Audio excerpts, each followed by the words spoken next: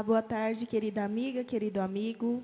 Bem-vindo à nossa transmissão. Nós somos aqui da Igreja do Pênfigo, estamos localizados aqui em Campo Grande, Mato Grosso do Sul, e este é o nosso segundo encontro, por isso seja bem-vindo. Eu me chamo Bia, e aqui nós temos o professor Enéas. Olá. Professor Moisés. E antes da gente começar a nossa recapitulação da lição, nós iremos fazer uma oração pedindo para que o Espírito Santo esteja entre nós agora e nos ajude a entender a lição. Nosso amado Deus, querido Pai que estás nos céus, nós te agradecemos pela vida, pela saúde, pela igreja, pelos nossos ouvintes que assistem esse programa. Pai querido, ajude no estudo da lição. Pedimos em nome de Jesus. Amém. E a lição dessa semana, ela traz um versículo, de verso para memorizar, um versículo que acho que todos nós conhecemos, é um versículo muito famoso de Paulo, que ele diz que viver é Cristo e morrer é lucro. Ele está lá em Filipenses 1, versículo 21, que diz assim: porque para mim o viver é Cristo e o morrer é lucro. E aí a lição ela traz um tema que ele é muito repercutido nos dias atuais, que é a vida e a morte. E muitas vezes a gente escuta falar, Deus criou todas as coisas, então por que Deus criou o mal? Então Deus criou a morte? Deus criou todas as coisas. Sim, está correto. Deus criou todas as coisas. Então, Deus criou o mal? Não, Deus não criou o mal. Na física, não existe frio, existe a ausência de calor. E com Deus é a mesma coisa. Deus, ele criou todas as coisas, mas ele não criou o mal. O mal, ele existe pela falta de Deus. Então, muitas vezes a gente se pergunta, por que existe tanta violência no mundo? Por que as pessoas morrem? E a resposta é essa. As pessoas,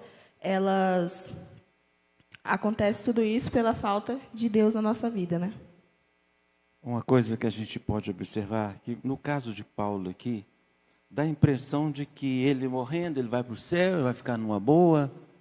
Não é esse o problema. Paulo estava preso, e por estar preso, ele não sabia se seria liberto da prisão ou se ele padeceria a sentença de morte. Então, por isso que ele disse aqui que o viver é Cristo e o morrer é lucro. Não porque ele tivesse vontade de morrer, mas porque a morte dele traria também resultado positivo para a igreja, porque ele estava morrendo em favor do Evangelho. O mais importante para Paulo era honrar a Deus, independente se ele morresse ou se ele vivesse. Então, se ele morresse honrando a Deus, para ele estava tudo ótimo. E se ele vivesse por Deus, também estava tudo ótimo para ele. O importante para Paulo era honrar a Deus. Na realidade, a morte, apesar de trazer tristezas, dores, mas às vezes é um descanso. É um descanso para aquele que está cansado. Mas sabemos que tudo isso vai acabar. Tudo isso vai acabar. A morte. Porque Ele é a ressurreição e a vida. Quem crer nele será salvo. Amém. E a gente também tem que lembrar que Deus não nos criou para morrer, Deus nos criou para a vida eterna. Deus nos criou para que a gente vivesse eternamente. Mas, pelas nossas escolhas lá no Jardim do Éden, com Adão e Eva, a gente está fadado a morrer. Mas Cristo veio para exatamente isso, para que a gente tivesse vida eterna e remissão dos nossos pecados. Se você que tem a lição da Escola Sabatina em casa, você pode dar uma olhada nessa ilustração aí, vida e morte. Jesus morreu para que nós tivéssemos vida. A morte de Jesus trouxe-nos a possibilidade de habitar os céus. E um dos problemas da morte, porque a morte, na verdade, como a Bia disse, ela é a ausência de vida. E a ausência de Deus também é morte. Mas uma coisa é certa, Jesus desceu aqui para que a gente tivesse vida. E a coroa da vida, esta nós estamos lutando para recebê-la naquele grande dia. Também acredito que quando Paulo ele escreveu, né, essa famosa frase dele, que para ele o viver é Cristo e o morrer era lucro, ele estava desafiando a gente a viver como ele também, né? Que a nossa vida ela já é curta, que a gente tenha um maior impacto na vida das pessoas, que a gente viva tanto por Deus que as outras pessoas consigam ver Deus na nossa vida também, a ponto da gente falar: se eu morrer hoje, eu estou morrendo feliz porque eu estou morrendo por Deus. Verdade. Na lição de domingo, a Bíblia fala, ou ela nos está trazendo aqui, Cristo será engrandecido. Como Cristo poderia ser engrandecido com Paulo preso? Nós comentamos na lição passada que Paulo aproveitava todo o tempo disponível. E no tempo que ele estava preso, ele utilizava para pregar o Evangelho, preparar os líderes para o futuro e encorajar aqueles que estavam enfraquecidos. Aqui em Filipenses capítulo 1, verso 19 e 20, diz que o sentimento de Paulo, o sentimento dele era que o mais importante para ele era tornar Cristo conhecido pela vida ou pela morte. Ou seja, para Cristo, Paulo estava disposto a qualquer coisa. Se a oportunidade estendesse por mais alguns anos, ele viveria por Cristo. Mas se caso a sua vida fosse ceifada pela justiça, embora podemos dizer que era injustiça, porque ele estava preso por causa do Evangelho, por causa da boa nova de salvação, então ele estava disposto a fazer qualquer coisa por Cristo. E ainda seguindo, na segunda pergunta de domingo, fala assim: como Paulo se relacionava com a igreja que havia fundado e com as pessoas que ele tinha levado a Cristo? Ele os considerava como filhos amados no Senhor. Por que Paulo considerava como filhos amados? Porque por aquelas pessoas, Paulo estava entregando a vida. Porque ele sabia que se ele continuasse divulgando a Cristo, ele seria penalizado. Mas mesmo assim, Paulo não vacilou. E nós vimos na lição da semana passada também, que com a prisão de Paulo, algumas pessoas resolveram fazer o trabalho também. Já que seu líder estava preso, eles saíram a campo, uns com alegria para divulgar o nome de Cristo, e outros foram com a intenção de aparecer. E Paulo disse que, para Cristo, ele era uma das pessoas que mais tinha sofrido. Ele tinha passado por prisões, por açoites, tinha passado por perigo de morte diversas vezes. 5 vezes ele recebeu açoites, ou 40 açoites menos 1. 3 vezes ele foi açoitado com varas. 1 vez ele foi apedrejado. 3 vezes ele sofreu naufrágio, né? Ele esteve na voragem do mar durante um naufrágio, ou seja, à deriva, sem saber para onde ia, se ia morrer ou se não. E em viagem, muitas vezes em perigos de rios, em perigos de assaltantes, em perigos entre patrícios, em perigos entre gentios, em perigos na cidade, em perigos no deserto, em perigo no mar, em perigo entre falsos irmãos, pessoas que se diziam tementes a Deus, mas o objetivo era entregar Paulo para as autoridades, ou melhor, levar um falso testemunho para prejudicar a Paulo. E disse que em trabalhos e fadigas, em vigílias, e muitas vezes ele passou por fome, teve que jejuar forçadamente, e muitas vezes frio e nudez. Então, eu acredito que nesta grande lista aqui, todos nós estamos tranquilos porque nunca passamos por ela. Nós não sabemos o que é sofrer por Cristo. Esse evangelho chegou em nossas mãos, mas aqueles que escreveram ele sofreram muito. Eles pagaram um preço muito alto, como Jesus pagou. E nós temos a oportunidade de viver hoje por Cristo. Aí vem a grande pergunta: será que nós temos honrado os nossos irmãos do passado, que muito sofreram para que esse evangelho chegasse nas nossas mãos? Eu acho um ponto importante também, que na lição de domingo fala também, que para Paulo, ele passou por tudo isso, né? Ele passou por várias situações, não foi uma, não foi duas, foi várias situações. Tanto que teve aquela situação também que eles apedrejaram ele, né? E ele ali desmaiou, eles achou que ele tinha morrido e Paulo não tinha morrido. Mas ele escreve todas essas coisas na carta, mas isso é para que as pessoas não achassem que ele somente estava preocupado com essas coisas da vida dele. Lá em 2 Coríntios 11:28, ele diz assim: além das coisas exteriores, ainda pesa sobre mim diariamente a preocupação com todas as igrejas. Então, olha só a vida de Paulo. Ele passava por tudo isso na vida dele, mas ele ainda se preocupava com os outros. É interessante que o viver de Paulo, junto com Cristo, era um negócio fora de série. Depois de tudo isso que ele passou, esses itens todos, sofrimentos, ele nunca abandonou o evangelho de Deus. Porque ele orava muito. Ele cria naquilo que era o grande salvador dele, Jesus Cristo, o nosso amado Salvador. Então, a vida de Paulo, ele não podia tirar os olhos de Cristo, porque quando nós tiramos os olhos de Cristo, nós desanimamos. Mas quando nós olhamos para Deus, para Jesus, aí nós vemos a nossa salvação. Porque nós vemos Cristo pendurado numa cruz, Cristo morto. Mas no terceiro dia ele ressuscitou. Ele tem a chave do abismo, a chave da morte.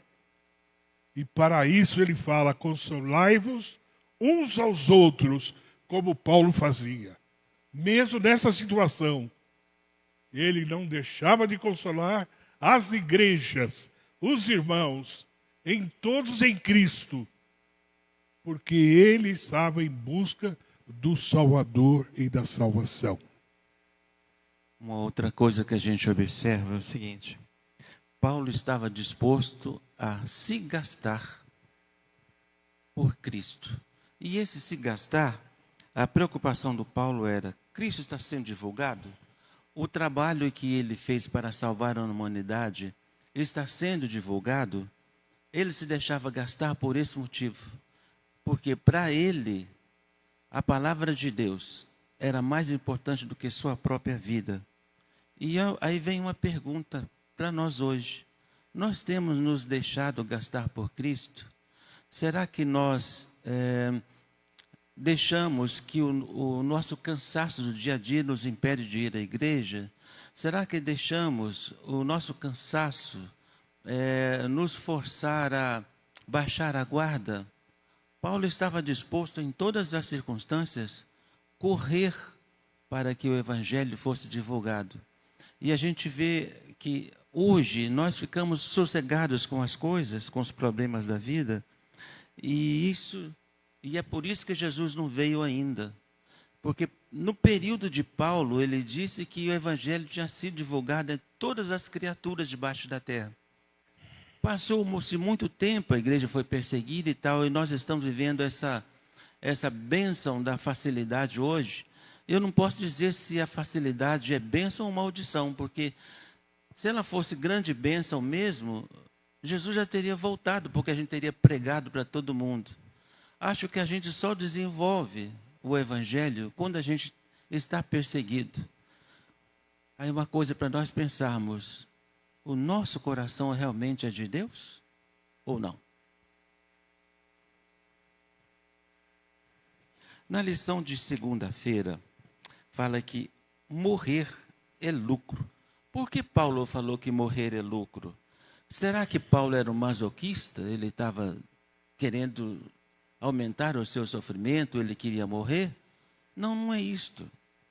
Paulo estava com um pouco de depressão, porque ele havia passado por muitas coisas, açoites, prisões. Eu li há minutos atrás a lista de coisas que Paulo havia passado.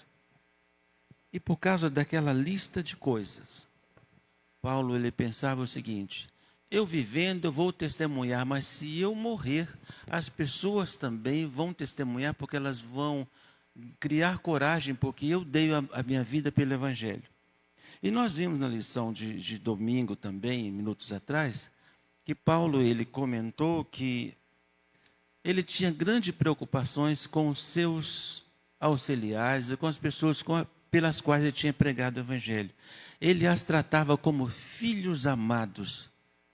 Será que nós temos tratado as pessoas que aceitaram Jesus como filhos amados?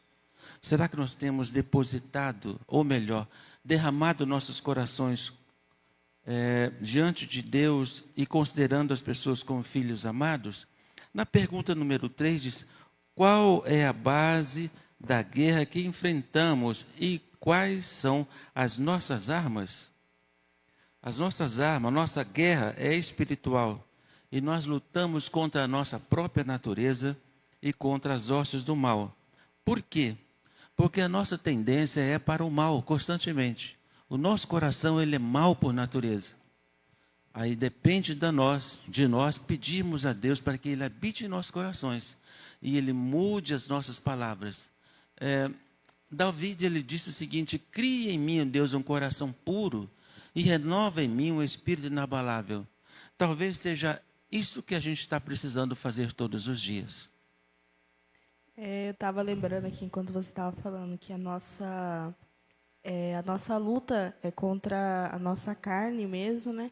Paulo, ele disse que ele também lutava contra a carne dele, né? Ele também tinha um espinho na carne. Então, Paulo também lutava contra a natureza pecaminosa dele. E eu também estava lembrando daquela famosa frase também que ele fala, né? Que a nossa luta é exatamente contra a nossa carne. E que, agora eu até esqueci o versículo, mas ele fala mesmo dessa luta contra a carne. Até Paulo tinha as lutas dele, né, contra a carne. Interessante que Paulo, ele tinha algumas armas, só que diferente dessas armas que tem aí hoje. Ele tinha uma arma que era a palavra de Deus. A palavra de Deus, ela é eficaz. Essa arma é poderosa, porque ela transforma vida. E tem uma coisa também. Deus era a grande arma do apóstolo Paulo. Deus. Ele não deixava Deus um segundo sequer. Mesmo ali, ao pé do soldado, amarrado. Eu achei interessante, na lição passada, que um soldado, que ele estava amarrado, fez o curativo no apóstolo Paulo. Acho que de tanto ele pregava, de tanto ele ouvia a bondade de Jesus, ele falou: eu tenho que ajudar esse homem. Por que não vou ajudar a curar essas feridas? E nós estamos aqui também para curar o sofrimento do povo aí fora, as feridas também. Só Jesus salva. É verdade. E na lição de terça, vai falar sobre isso também, né? Viver e morrer por Cristo. E aí tem uma pergunta que ela fala assim, a primeira pergunta fala: o que Paulo quis dizer ao afirmar que partir e estar com Cristo era melhor? Às vezes a gente olha para esse versículo e às vezes a gente interpreta ele de uma forma errada, né? Paulo não estava dizendo que se ele morresse naquele momento, ele estaria com Cristo na glória. Não. Paulo estava dizendo que se ele partisse naquele momento, ele descansaria no sono eterno até que Cristo voltasse, né? Na segunda volta de Cristo. Mas muitas vezes a gente tem, né, a gente interpreta esse versículo de uma forma errada. Mas a pergunta é, o que Paulo quis dizer ao afirmar que partir e estar com Cristo era melhor? No versículo lá de Filipenses 1, 23 e 24, diz assim: estou cercado pelos dois lados, tendo o desejo de partir e estar com Cristo, que é incomparavelmente melhor. Mas por causa de vocês é mais necessário que eu continue a viver. Então, Paulo, ele estava no impasse ali, ele queria descansar, né? Que nem a gente estava comentando na lição passada, Paulo estava muito cansado. Olha toda a trajetória de Paulo. Paulo estava cansado, Paulo estava esgotado, Paulo estava ali num princípio ali de depressão pelo tanto de coisa que ele passou. Mas Paulo, ele sabia que se ele morresse, ele estaria glorificando a Cristo. E se ele vivesse também, ele estaria vivendo para glorificar a Cristo e levar a mensagem de Cristo às outras pessoas, seja pelo exemplo, seja pela palavra que ele pregava. A gente vê nesse caso aí que alguns interpretam esse negócio errado, esse versículo errado, imaginando que Paulo, ao morrer, já ia estar com Cristo. Um grande engano. Por exemplo, na lição fala sobre Lázaro. Quando Lázaro morreu, Jesus estava pregando num lugar distante e ficou 4 dias sem ir naquele lugar. Quando ele voltou, Lázaro já estava com mau cheiro, já estava em processo avançado de decomposição. Aí eu pergunto para vocês, quando Jesus chegou ali, aí que ele mandou Lázaro sair para fora, aí um anjo saiu de lá de onde estava, foi lá perto de Lázaro no céu, feliz, tranquilo, falou: "Oh, Lázaro, eu sinto muito, meu caro, mas você vai ter que voltar lá para baixo. Jesus está te chamando." Olha, não seria uma grande injustiça? Não, se esse fosse o caso, eu como Lázaro, eu teria falado um monte de coisa para Jesus. Poxa, você me tirou lá da vida eterna, lá do céu, que eu estava lá bem tranquilo, para você me trazer de volta para essa terra cheia de pecado. E essa não foi a realidade, né? Até porque Lázaro, ele realmente, ele estava dormindo o sono que a Bíblia diz que nós dormimos quando nós morremos, né? Então, Lázaro e Paulo também, que nessa frase que ele está expressando que ele estaria com Cristo, mas que ele estaria descansando, esperando a volta de Cristo, né? Na verdade, o que Paulo quis dizer aqui é o seguinte: eu estou preparado. Se eu morrer, ótimo. Mas se eu não morrer, eu vou continuar divulgando o Evangelho. Por isso que ele falou assim: olha, se eu não morrer, é bom, porque aí eu vou continuar com vocês e levando a palavra e consolando. Então, o que a gente precisa entender não é que quem morre vai direto para o céu. Precisa ficar bem claro isso. A palavra de Deus diz que os vivos sabem que hão de morrer, mas os mortos não sabem coisa alguma. Que fique bem claro isto. Aqui na quarta-feira, permaneçam firmes na unidade. É uma coisa que precisamos ter dentro da igreja. A unidade, um só corpo. Assim como Deus Pai, Deus Filho, Deus Espírito Santo é um. Nós temos que ser um também na igreja. Um só pensamento, uma só crença. Porque aonde nós vamos, a eternidade é muito deliciosa, é muito gostosa. E lá só existe uma coisa: Jesus. Só existem outras coisas, os nossos queridos irmãos. Só existe bondade.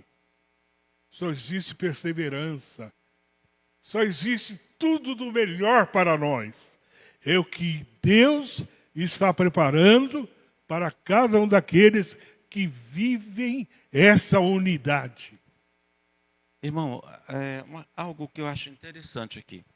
Por que Paulo estava preocupado com a unidade da fé dos irmãos? Veja bem, a paz é somente Deus entrega a paz. A desunião, ela aconteceu num ambiente perfeito, lá no céu. E por causa dessa desunião, ela trouxe morte, tristeza, como Paulo estava passando prisões, sofrimentos. Mas a oração de Paulo era que todos fossem unidos, permanecessem unidos. Por que unidos? Quando as pessoas estão unidas, as de fora têm vontade de fazer parte do grupo. Mas se tiver discórdia, todo mundo quer estar longe.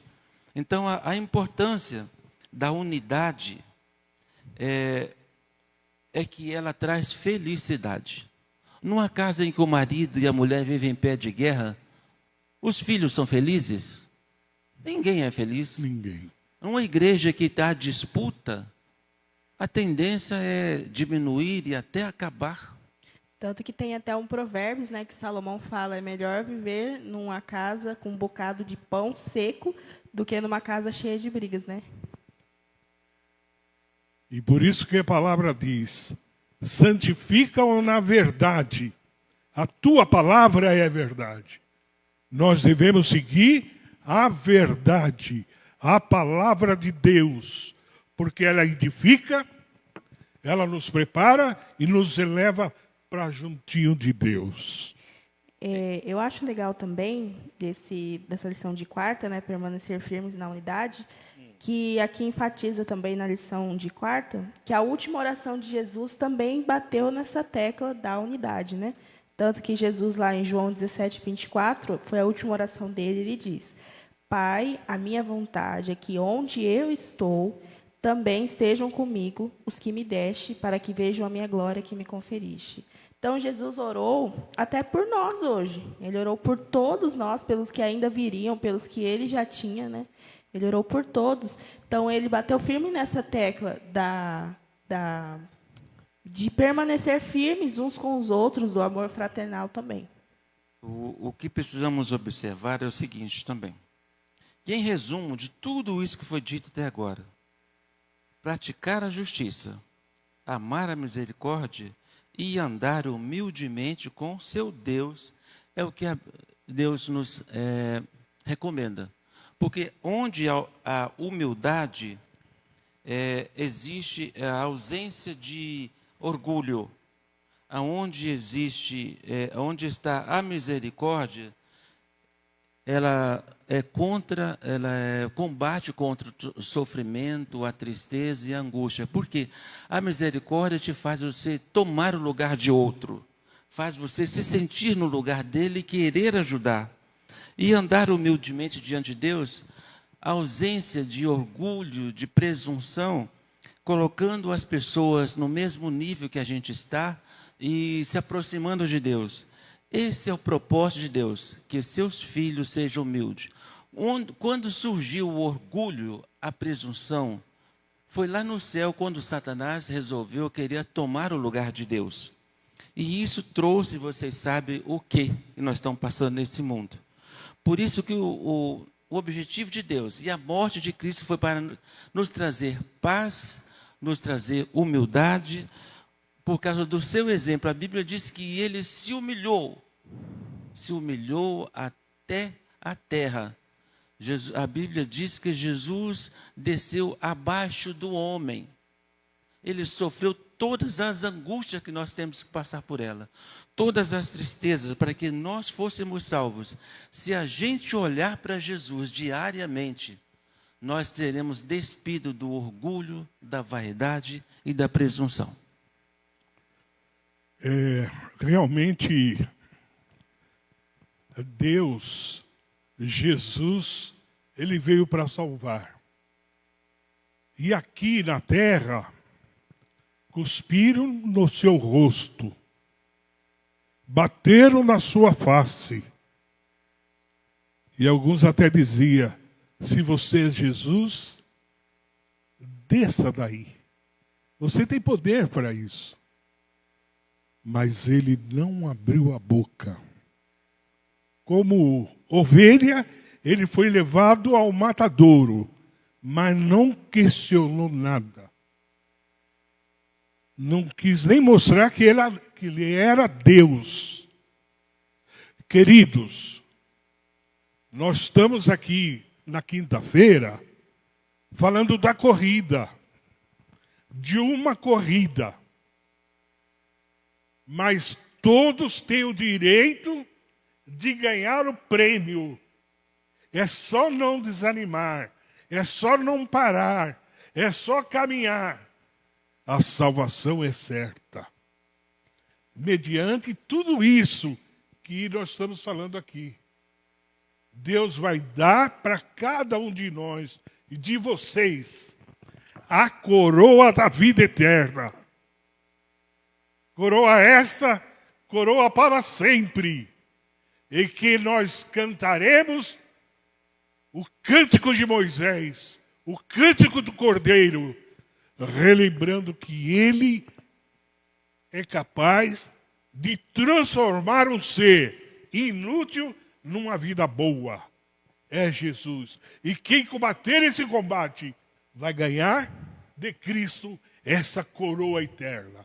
Amém. E Jesus também, ele orou para que o Pai guardasse seus filhos, né, na última oração que a gente estava comentando, para que, a fim de que os filhos também fossem um, assim como Deus também é um com Cristo, um com o Espírito Santo, e daí vem a unidade. A Trindade é a unidade, né? E na lição de quinta-feira também fala que a estratégia de Satanás é dividir para conquistar. E a desunião, ela é mortal, porque a desunião leva à incredulidade, aí um já quer ser mais que o outro, aí um já fica bravo porque o outro disse alguma coisa, e é nisso que o diabo entra. Porque o diabo ele nunca entra e escancara a porta, ele vai entrando pelos lados, aí entra aqui, e quando você vai ver, você já está, né, naquela situação horrível. E aí Jesus também disse, né, lá em Marcos 3:25, ele disse, se uma casa estiver dividida contra si mesma, tal casa não poderá subsistir. Então, por isso que Deus ele fala tanto da questão da unidade através de Paulo, né? No tocante a tudo isto, o que a gente precisa observar é o seguinte: a pessoa precisa ter convicção daquilo que ela está fazendo. E a pessoa só pode ter convicção da palavra de Deus se ela ler e meditar nela todos os dias. Essa convicção só vem de uma intimidade com Deus. Eu faço uma pergunta para você que está nos assistindo. Você levaria qualquer pessoa na sua casa para comer? Você levaria qualquer pessoa para sentar à mesa para comer contigo? Levaria, Bia? Eu acho difícil, né? Porque a gente não conhece as pessoas, a gente não sabe, né? Eu acho difícil. Então, aí vem a pergunta.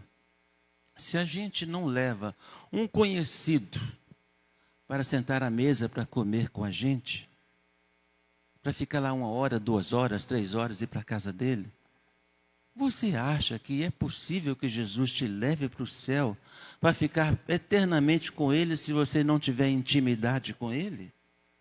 Nós precisamos de adquirir intimidade com Deus constantemente. No Salmo 25, verso 14, ele diz que a gente precisa ter intimidade com Deus. Essa intimidade só é adquirida através da comunhão com Ele, da leitura da palavra dEle, da meditação, da humildade para querer aprender. Porque quando você começa a presumir que já conhece tudo, então você não vai conseguir mais ter amizade com seus irmãos e muito menos com Deus. Quando eu digo intimidade com Deus, eu digo intimidade mesmo.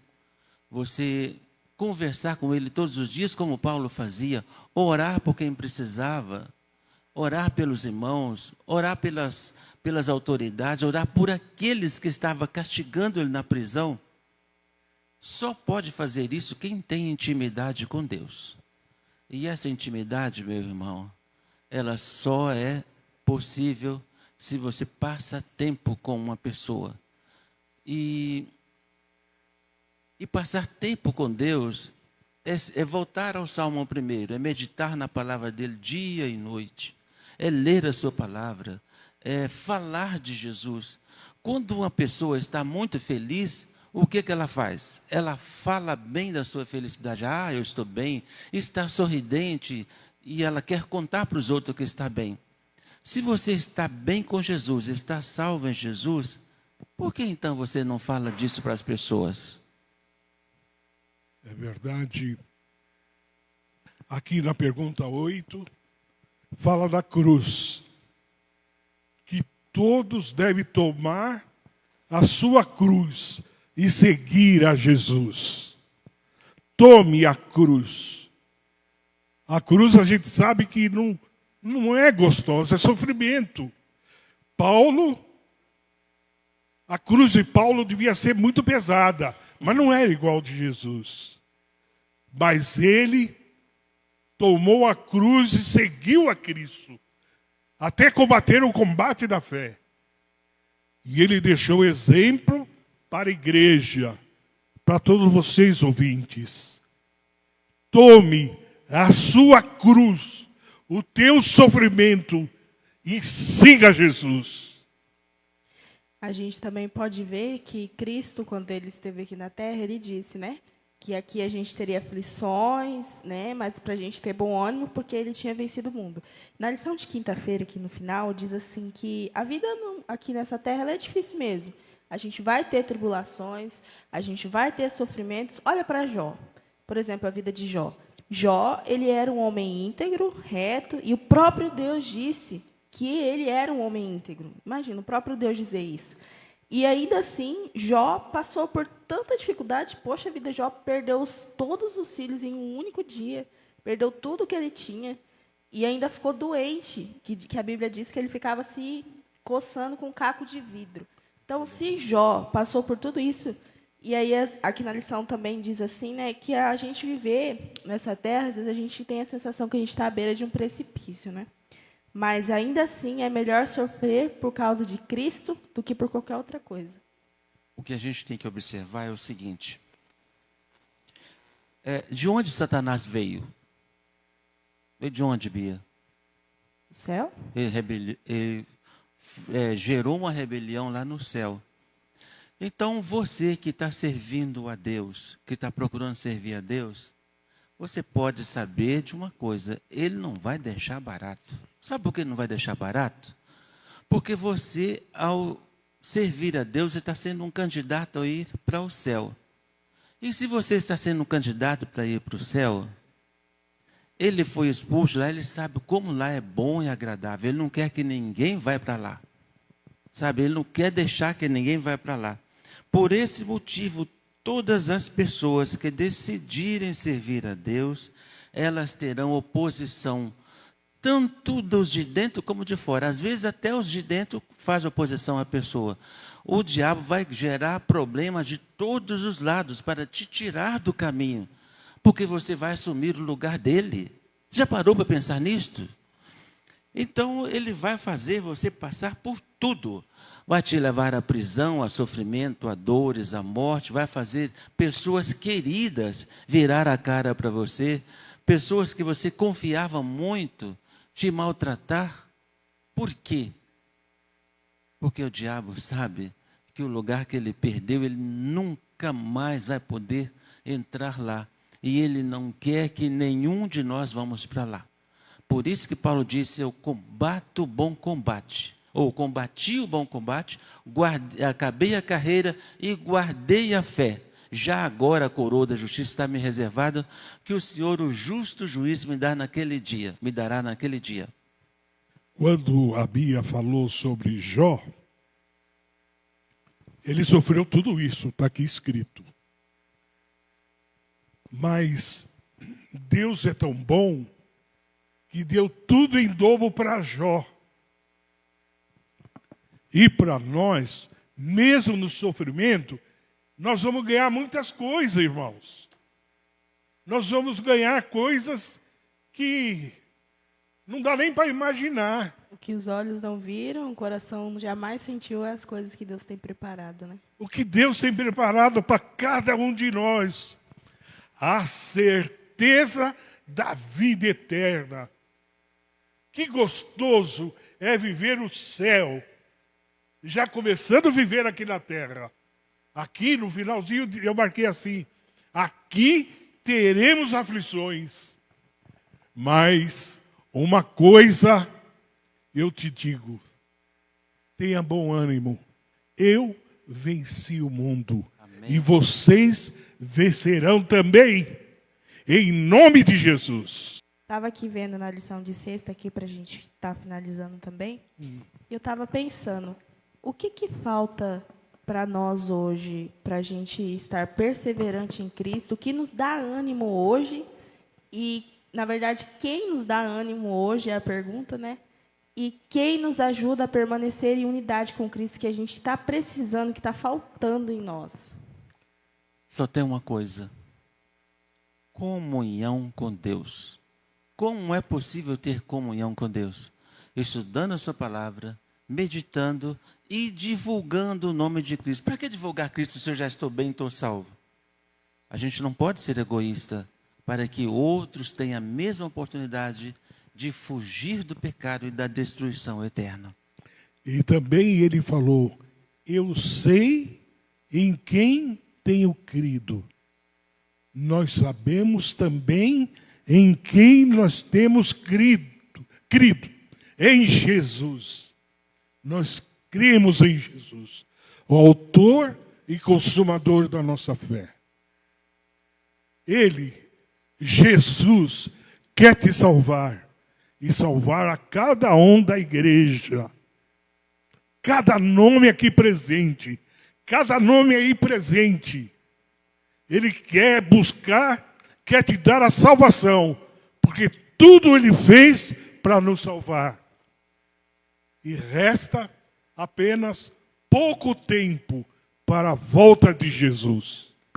Eu achei tão bonita essa citação do livro da irmã Ellen White, Atos dos Apóstolos, página 326, que diz aqui: dos instrumentos de tortura, das fogueiras, das masmorras, das covas e cavernas da terra, ecoou em seus ouvidos o grito de triunfo dos mártires. Ele ouviu o testemunho dos que ficaram firmes e que, embora despojados, afligidos e atormentados, deram testemunho da fé, de forma destemida e solene, declarando: sei em quem tenho crido. Os que dessa forma renderam sua vida pela fé declararam ao mundo que aquele em quem acreditaram era capaz de salvá-los plenamente. E eu estava lembrando, né, dos nossos irmãos mártires, de Martinho Lutero, de tantos que viveram ardentemente por Cristo, né? Que a gente também tenha esse coração ardente por Cristo para fazer o que for necessário para que ele volte mais rápido. Eu estou lembrando, você falando, daquele irmão que foi encapuzado. Aí eles vieram colocar fogo nele. Fizeram a fogueira, a lenha, tudo em volta. Aí foram por trás para colocar a fogueira. Ele olhou e falou: não, coloca fogo aqui na frente, que eu quero ver o meu corpo queimando. Porque eu creio que eu serei ressuscitado na manhã da ressurreição. E cada um de nós estamos aguardando essa manhã gloriosa da ressurreição. Essa foi a nossa recapitulação da lição. E agora, para a gente finalizar, né, vamos pedir para que Deus realmente coloque em nós o desejo, né, de estar com Ele, assim como Paulo tinha o desejo, né, da gente estar com Ele na manhã gloriosa, né? Vamos fechar os nossos olhos, então. Convido você, ouvinte, a orar conosco. Senhor Jesus, obrigado por essa recapitulação da lição. Obrigado por cada amigo, cada ouvinte que está nos escutando nesse momento. E que o Senhor coloque em todos os nossos corações, Senhor, a vontade de viver ardentemente por Ti. Que a gente siga os exemplos que foi deixado em Tua palavra. E que a gente logo mais esteja contigo, Senhor. Volte logo para nós. Em nome de Jesus. Amém. Amém.